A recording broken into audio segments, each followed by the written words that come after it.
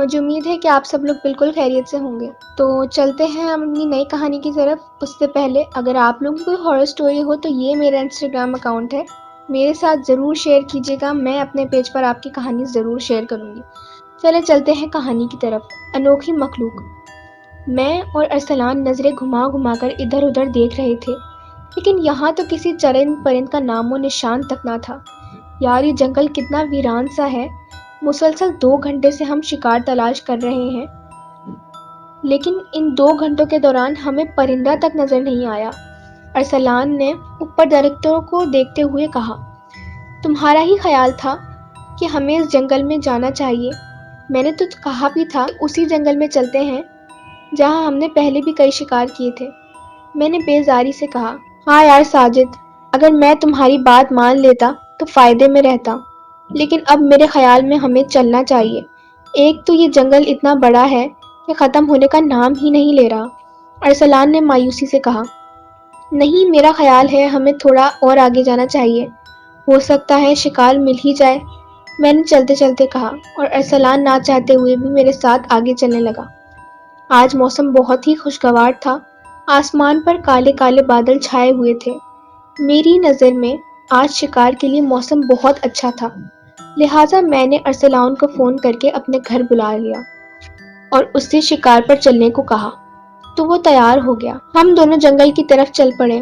جب ہم جنگل میں داخل ہوئے تو اس وقت شام کے 5 بج رہے تھے۔ اس جنگل میں ہم آج پہلی بار آئے تھے، ارسلان کے ہی کہنے پر میں اس جنگل میں آیا تھا، ورنہ میرا ارادہ تو دوسرے جنگل میں جانے کو تھا۔ ابھی ہمیں یہاں آئے ہوئے 2 گھنٹے ہو چکے تھے، لیکن ہمیں کوئی بھی شکار نہیں مل رہا تھا۔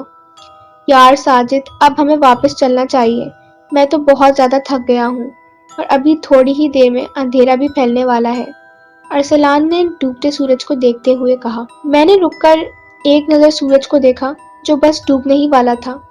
ہاں یار، کہتا تو ٹھیک ہے، ابھی بھی ہمیں جنگل سے نکلتے ہوئے اندھیرا تو پھیل ہی جائے گا، میں نے پریشانی سے کہا۔ ابھی ہم آپس میں باتیں ہی کر رہے تھے کہ ہمیں اپنے پیچھے سے کسی کے گھرانے کی آواز سنائی دی۔ جب ہم نے پیچھے دیکھا تو ہمارا سانس اوپر کا اوپر ہی رہ گیا۔ ہمارے سامنے ایک بہت ہی خوفناک بلی کھڑی گرا رہی تھی، اور وہ عام بلی نہیں تھی، وہ بہت بڑی تھی، اور اس کا رنگ کالا سیاہ تھا اور آنکھیں سرخ انگاروں کی طرح تھی۔ آج ہم نے زندگی میں پہلی بار اتنی بڑی اور خوفناک بلی دیکھی تھی۔ وہ گراتی ہوئی ہماری طرف بڑھ رہی تھی۔ میں نے گن سنبھالی اور اس کا نشانہ لے کر فائر کر دیا۔ میں خوش ہو رہا تھا کہ میرا نشانہ بالکل ٹھیک گیا ہے، لیکن میری خوشی ایک دم ہی پریشانی میں بدل گئی تھی، کیونکہ گولی اس کے سر میں سے ہوتی ہوئی درخت میں جا لگی تھی، لیکن اس بلی کو کچھ بھی نہیں ہوا تھا۔ گولی اس کے سر سے ایسے گزر گئی تھی کہ وہ بلی نہ ہو بلکہ ہوا ہو۔ میں اور ارسلان خوفزدہ نظروں سے اسے دیکھ رہے تھے۔ میں نے سوچا ہو سکتا ہے میرا نشانہ غلط ہو گیا ہو اور گولی بلی کو لگنے کے بجائے درخت میں جا لگی ہو۔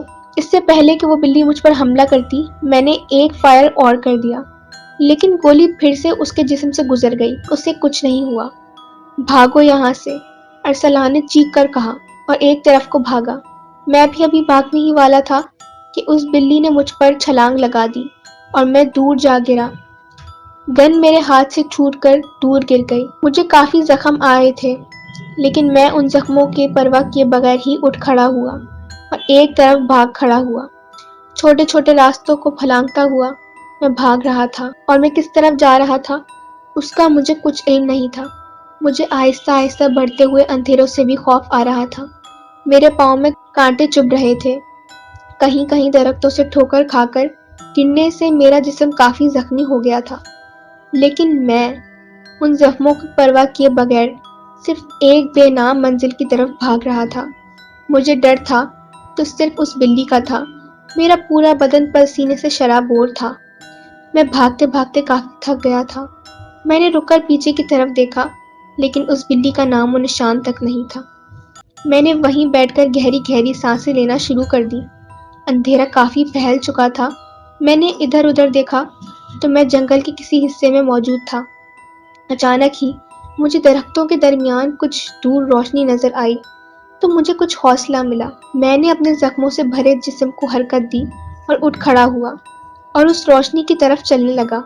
میں جیسے جیسے آگے بڑھتا جا رہا تھا روشنی تیز ہو رہی تھی۔ میں آہستہ آہستہ چل رہا تھا لیکن پھر بھی میرا جسم جگہ جگہ سے دکھ رہا تھا۔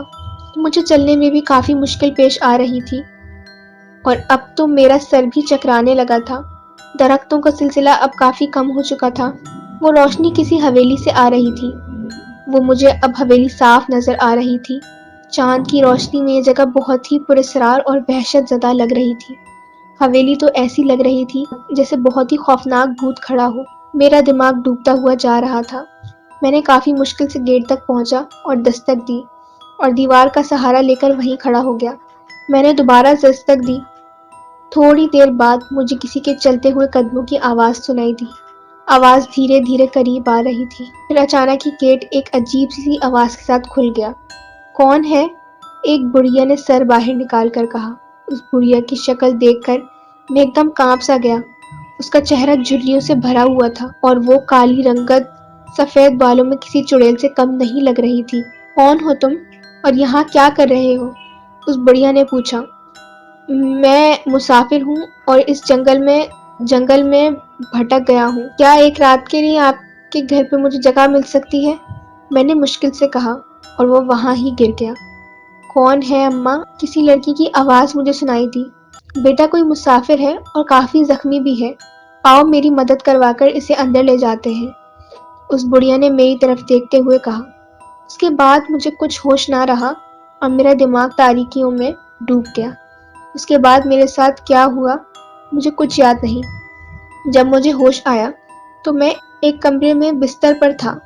میں نے اٹھنا چاہا لیکن ناکام رہا۔ میرے جسم پر موجود زخموں اور پٹیاں بندھی ہوئی تھیں۔ اچانک ہی اس کمرے کا دروازہ کھلا اور ایک نہایت ہی حسین دوشیزہ کمرے میں داخل ہوئی۔ تمہیں ہوش آ گیا ہے؟ اس نے میری طرف دیکھ کر مسکراتے ہوئے کہا۔ میں نے پھر اٹھنا چاہا لیکن ناکام رہا۔ ارے ابھی تم لیٹے رہو، تمہارے جسم پر کافی زخم آئے ہیں، میں نے مرہم لگا کر پٹیاں کر دی ہیں، بس کچھ ہی دنوں تک تم ٹھیک ہو جاؤ گے، اس نے میرے پاس بیٹھتے ہوئے کہا۔ وہ نہایت ہی حسین دوشیزہ تھی۔ اس کی نیلی نیلی گہریلی آنکھیں بہت ہی خوبصورت تھی۔ میں اسے ہی دیکھے جا رہا تھا۔ تمہارا کیا نام ہے اور تمہارے جسم پر یہ زخم کیسے آئے؟ اس نے میری طرف دیکھتے ہوئے کہا۔ میرا نام ساجد ہے اور تمہارا نام بہت پیارا ہے، اس نے مسکراتے ہوئے کہا۔ تو میں بھی مسکرا دیا اور میں نے اسے اپنی داستان سنا دی۔ میری داستان سن کر وہ کافی خوفزدہ ہو چکی تھی۔ اچھا تو تمہارا دوست بھی تمہارے ساتھ آیا تھا؟ اس نے پوچھا۔ ہاں وہ میرے ساتھ آیا تھا لیکن وہ بھی کہیں جنگل میں بھاگ گیا تھا۔ مجھے تو اس کی بہت فکر ہو رہی ہے، کہیں اس کو خوفناک بلی نے تو… میں کچھ کہتے کہتے رک گیا۔ ساجد تم فکر نہ کرو، میں ابھی مہیش کو جنگل بھیجتی ہوں تاکہ وہ تمہارے دوست کو ڈھونڈ لائے، اس نے سنجیدگی سے کہا۔ اچھا تمہارا نام کیا ہے اور یہ مہیش کون ہے اور اس گھر میں کون کون رہتا ہے؟ میں نے ایک ساتھ کئی سوال کر دیے۔ اس نے میری طرف دیکھا اور کہا، میرا نام غزل ہے اور تمہارا نام تمہاری طرح بہت ہی خوبصورت ہے، میں نے غزل کی بات کاٹ کر کہا۔ اور مہیش میرا شوہر ہے اور اس گھر میں میرے اور مہیش کے علاوہ مہیش کی امی رہتی ہیں، غزل نے بتایا۔ میں تو سمجھ رہا تھا کہ غزل کنواری ہے لیکن وہ تو شادی شدہ تھی۔ اچھا تم آرام کرو، میں تمہارے لیے کچھ کھانے کے لیے لاتی ہوں اور مہیش اور امی کو بھی بتا دوں گی کہ تم کو ہوش آ گیا ہے، غزل نے کہا اور وہ اٹھ کر کمرے سے باہر چلی گئی۔ تھوڑی دیر بعد غزل کمرے میں آئی تو اس کے ہاتھ میں کھانے کی ٹرے تھی۔ اس نے وہ ٹرے میرے سامنے رکھ دی۔ اس نے ٹرے سے کپڑا ہٹایا، خوشبو کے جھونکے میری سانسوں کو عجیب سا کر رہے تھے۔ وہ بنا ہوا گوشت، اس گوشت کو دیکھ کر میری بھوک اور بڑھ گئی۔ کھانا کھا لو، غزل نے کہا۔ میں تو کھانے پر ٹوٹ پڑا اور کھاتا ہی چلا گیا۔ وہ گوشت بہت ہی مزیدار تھا۔ میں کھانے کے دوران غزل کو بھی دیکھے جا رہا تھا۔ اس کے لبوں پر ایک پراسرار سی مسکراہٹ تھی۔ کھانا کھانے کے بعد میں نے اس کا شکریہ ادا کیا اور کھانے کے برتن اس کی طرف بڑھا دیے۔ اچھا میں ابھی آتی ہوں، اتنا کہہ کر وہ کمرے سے باہر نکل گئی اور میں اس کو جاتا ہوا دیکھتا رہ گیا۔ کاش غزل اگر تمہاری شادی نہ ہوئی ہوتی تو میں تم کو اپنے دل کی ملکہ بناتا۔ میں تمہیں کیسے بتاؤں کہ میں تمہیں چاہنے لگا ہوں، میں نے دل ہی دل میں سوچا، اور وہ قدرت کا ایک حسین شہکار تھی۔ اس کی جھیل جیسی گہریلی آنکھیں اور بہت پرکشش اس کا چہرہ۔ وہ مجھے اپنا دیوانہ کیے ہوئی تھی۔ اچانک ہی کمرے کا دروازہ کھلا اور غزل کمرے میں داخل ہوئی، اس کے ساتھ ایک لڑکا اور ایک وہی بڑھیا جسے میں پہلے بھی دیکھ چکا تھا۔ ساجد، یہ مہیش ہے اور یہ ہماری امی ہے، غزل نے تعارف کراتے ہوئے کہا۔ اب کیسی طبیعت ہے تمہاری ساجد؟ مہیش نے میری طرف دیکھتے ہوئے کہا۔ میں نے کہا اب میں کافی بہتر محسوس کر رہا ہوں۔ تو مہیش نے مجھے کہا میں ابھی جنگل سے آ رہا ہوں، میں تمہارے دوست کو بہت تلاش کیا لیکن وہ مجھے کہیں بھی نظر نہیں آ رہا، ہو سکتا ہے تمہارا دوست گھر چلا گیا ہو۔ مہیش نے تفصیل سے مجھے بتایا۔ اللہ کرے ایسا ہی ہو، مہیش نے میری طرف دیکھتے ہوئے کہا۔ اچھا بیٹا، جب تم ٹھیک ہو جاؤ گے تو ہم… وہ بڑھیا کچھ کہتے کہتے رک گئی، جبکہ غزل اور مہیش کے چہروں پر مسکراہٹ پھیل گئی تھی۔ اچھا ساجد، تم آرام کرو، ہم پھر آئیں گے، مہیش نے کہا اور کمرے سے باہر نکل گیا۔ اس کے پیچھے پیچھے غزل اور بڑھیا بھی باہر نکل گئی اور پھر یوں ہی لیٹے لیٹے میری آنکھ لگ گئی اور میں سوتا چلا گیا۔ رات کے کسی پہر میری آنکھ سخت پیاس کی وجہ سے کھل گئی۔ کمرے میں چاند کی ہلکی ہلکی سی روشنی پھیلی ہوئی تھی جس کی وجہ سے مجھے کمرے کی ہر چیز دکھائی دے رہی تھی۔ میں کافی مشکل سے اٹھ بیٹھا۔ میرے بستر کے سرہانے کی طرف ایک چھوٹا سا ٹیبل رکھا گیا تھا جہاں پر پانی کا جگ موجود تھا۔ میں نے ہاتھ آگے بڑھا کر گلاس میں پانی ڈالا اور ایک ہی سانس میں پی گیا، لیکن پھر بھی میری پیاس نہ بجھی۔ میں نے 2-3 گلاس پانی پیے تب جا کر میری پیاس بجھی تھی۔ میں عجیب سا محسوس کر رہا تھا، مجھے اپنے اندر ایک تبدیلی سی محسوس ہو رہی تھی، بدن سے درد کی ہلکی ہلکی سی ٹھیس اٹھ رہی تھی۔ اچانک ہی میری نظر اپنے بازو پر بندھی ہوئی پٹی پر چلی گئی اور میں حیران ہو کر اسے دیکھنے لگا جس پر تھوڑا سا خون بھی لگا ہوا تھا۔ میں حیران اس لیے ہو رہا تھا کہ پہلے تو میرے بازو پر کوئی بھی پٹی نہیں تھی، ہاں البتہ ٹانگوں، پاؤں اور ہاتھوں پر پٹیاں پہلے سے موجود تھیں، لیکن بازو پر تو نہیں تھی۔ میں نے ایک گہری سانس لی اور دوبارہ لیٹ گیا، لیکن نیند میری آنکھوں سے کوسوں دور تھی۔ ایک عجیب سی بے چینی اور گھبراہٹ محسوس ہو رہی تھی اور دل عجیب انداز میں دھڑک رہا تھا، اور یہ رات میری آنکھوں میں ہی کٹ گئی۔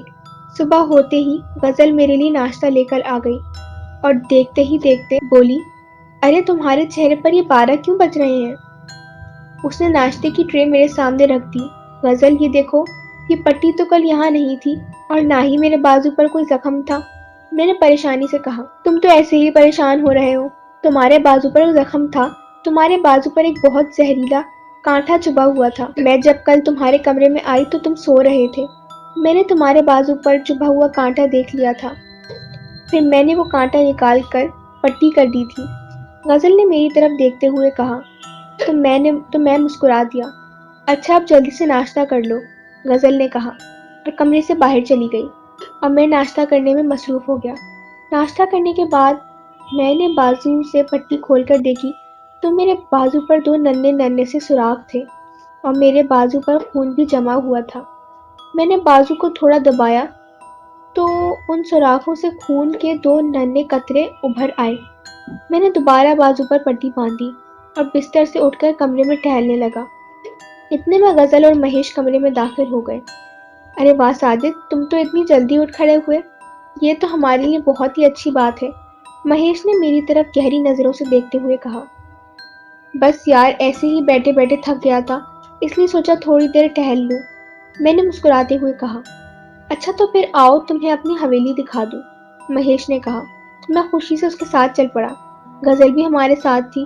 غزل اور مہیش مجھے حویلی کے مختلف کمرے دکھا رہے تھے اور مجھے بہت اچھا لگ رہا تھا۔ حویلی کے سب کمروں کی سجاوٹ بہت ہی عمدہ انداز سے کی گئی تھی۔ اچانک ہی گزرتے ہوئے میری نظر ایک ایسے کمرے کی طرف چلی گئی جس کا دروازہ بند تھا۔ اس کمرے کی کھڑکی کے پاس مجھے ایک سایہ دکھائی دیا جو ایک دم ہی وہاں سے غائب ہو گیا تھا۔ میں اسے اپنا وہم سمجھا اور مہیش اور غزل کے ساتھ چلتا رہا۔ انہوں نے مجھے اپنی حویلی کے تو سارے کمرے دکھا دیے، لیکن وہ کمرہ نہیں دکھایا تھا جو بند تھا اور جس کے پاس میں نے سایہ دیکھا تھا۔ بہرحال یہ دن میرا بہت ہی اچھا گزرا۔ رات کو میں سو رہا تھا کہ اچانک ہی میری آنکھ بازو میں سخت درد کی وجہ سے کھل گئی۔ میں نے جب اپنے بازو کی طرف دیکھا تو میری آنکھیں حیرت سے کھلی کی کھلی رہ گئی تھی۔ دل زور زور سے دھڑکنے لگا۔ ایک سایہ میری بازو پر جھکا ہوا تھا اور وہ میرا خون پی رہا تھا۔ اچانک ہی میرے منہ سے چیخ نکل گئی۔ اس سائے نے سر اٹھا کر میری طرف نہ دیکھا۔ اوہ خدایا، اس کی سرخ انگارہ آنکھیں بالکل ہی اس خوفناک بلی کی طرح تھی، اور اس کا رنگ بھی بالکل اس خوفناک بلی کی طرح تھا۔ ہیلو دوستو، جلد ہی انجانی مخلوق کا پارٹ 2 بھی آئے گا، تب تک کے لیے انتظار کریں۔ ملتے ہیں اگلی ویڈیو میں۔ Bye bye.